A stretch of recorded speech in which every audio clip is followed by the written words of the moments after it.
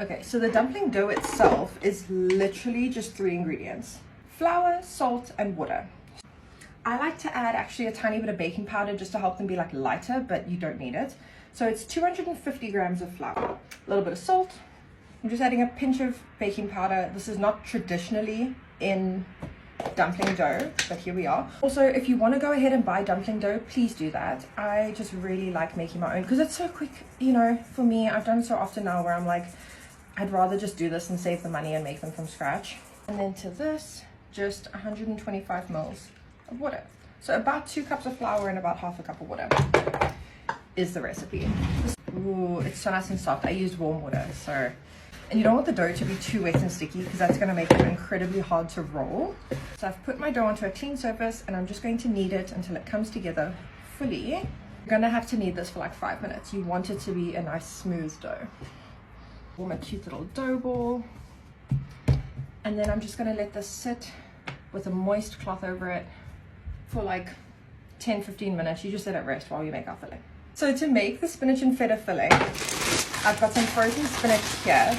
And I'm going to just let it defrost. All I want to do is strain it. I want to actually keep the spinach liquid because I'm going to steam the dumplings in like a chicken stock. And I'm thinking I will just add the chicken stock cube to the spinach liquid.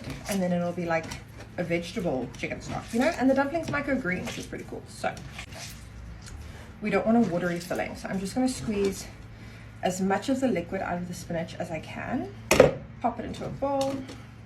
I'm just going to put 2 chicken stock cubes into my spinach water. So in the filling itself, I've got the spinach now. I've got some salt, some pepper. Coming. Shame, one of my neighbors came asking if I had any like old clothes or anything. Luckily we do have. I had a black bag full of like shoes and clothes and gym clothes and whatnot. So just gave her that quickly. So that saved me a trip to town. I'm going to add some of the cream cheese, probably about half of it. And then to this, I'm just going to add some crumbled feta. So usually this recipe makes, I think it's like 16, 18 dumplings. Depending on how big you make them, you can probably get like anywhere between 15 and 20 dumplings. Spinach and feta filling already. Just going to give it a taste. I portioned out all of the dough I just rolled it into a cylinder and cut it up into 18 pieces because we're going to roll them out like this, just as thin as we can. Use a little bit of flour to help your surface be non-stick, but also not so much flour that your dumplings end up dry. So you can see the dough's got a nice like stretch to it. It's not gonna break apart on you. And then I just take a cookie cutter. This one is 98 millimeters, if that means anything to anyone. And there's our little dumpling wrapper. So we're just gonna make a bunch of these and then we're gonna fold them, and make dumplings. You can keep all of your offcuts. They're gonna be a little bit tougher, obviously, than the soft, fresh dough, but you can roll it up, make flatbreads with it. You can make more dumplings with it. It's just a little bit harder to roll out. So all we're gonna do is place the dumpling wrapper in our hand. I like to just paint around the edges with a bit of water. This just helps them seal. And then I'm just going to place a little bit of dumpling filling on the inside. You don't want them to be too stuffed so that they're hard to fold. Rather just put in less filling and make more dumplings. So how I usually do them, I'm going to show you that first, is make a little half moon. So I pinch it at both sides, squeeze it all the way to the end. Try and squeeze out some of the air as you go, but I just squeeze it all the way around. Once I've sealed it all the way around the edges, I just go in and fold it like a calzone. Just folding the dough over onto itself all the way to the end.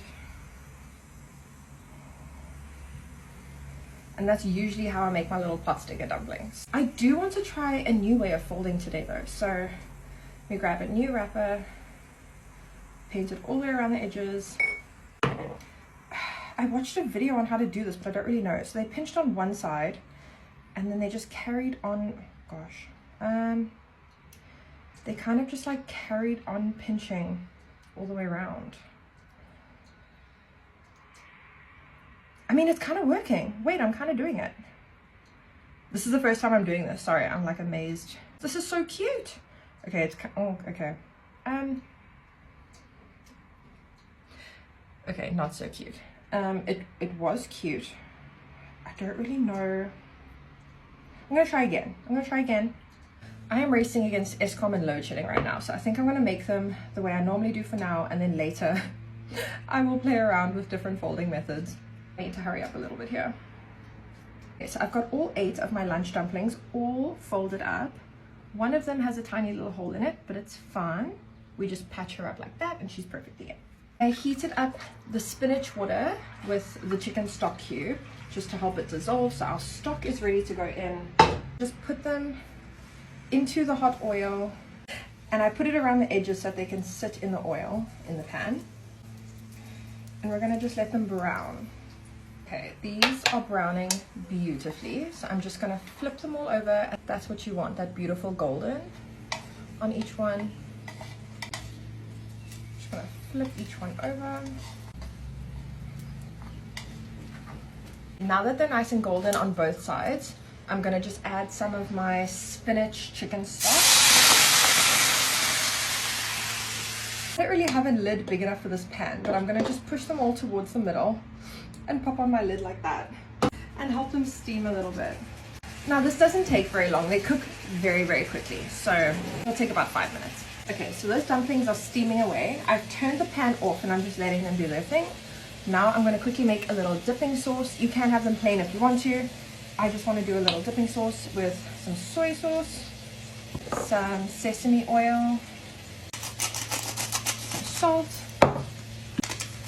some pepper, some sriracha for a tiny bit of spice, some sugar or sugar alternative for a bit of sweetness, a little bit of garlic, and a little bit of ginger, or quite a bit of ginger. I like ginger quite a lot. I don't have lemon juice, so I'm going to add a little bit of vinegar, but it is delicious with lemon juice. And then I'm just going to give this a good stir, and that's going to be our dipping sauce. Okay, all of the stock has completely evaporated and soaked into our dumplings. They did go kind of green because I used the spinach, you know, the spinach water in the stock, which is expected. I think it's really cute. And there we have it, some homemade spinach and feta dumplings with a bit of a dipping sauce. I'm going to go right in. I'm going to try one plain first on its own.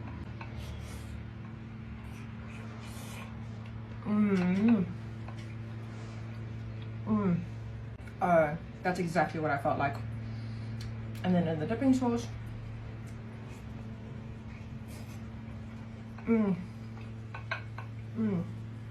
This is the one that didn't fold too well, but I promise you he's going to be just as delicious as the others.